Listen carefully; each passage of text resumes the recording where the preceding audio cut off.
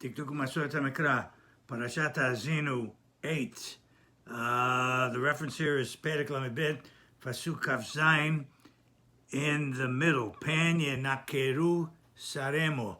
The word Yenakeru, Ibn Ezra writes, and Rashi also, it comes from the word Nechar. And he says, Ibn Ezra writes here, the Rashi says it comes from Nechar. Ibn Ezra writes, Hefech Yakiru, Yenakeru Hefech Yakiru. That when you have the word like Yakir, which means to recognize, but Yenakeru means just the opposite. He looks like a foreigner. He's unrecognizable, or they misinterpret the particular event in this case. So they thought it was their own power, but it's not. It's like Kadosh Baruch Hu. So they misinterpreted the whole thing. So Ibn Ezra writes, Yenakeru Hefech Yakiru. In Hifril, we say Yakir. He recognizes it, and the nun is not there. But when Binyan Pirel, you have Yenakeru. It's when you have the nun in the Binyan Pirel, it's exactly the opposite. It's like a Nochri, that they didn't recognize it. And in fact, the Lishlila, he writes, it's negative.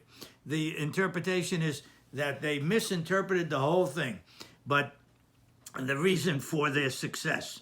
But when it's when they recognize exactly what it is, the word Yakir in the Hifril is the Chiyuv. That's a positive thing. When you have the Nun, it's like Nechar, like a foreigner where you don't recognize anything. And he brings the Pasuk, which is in Bereshit, where Yosef, with his brothers, he says, Vayitnaker alehem.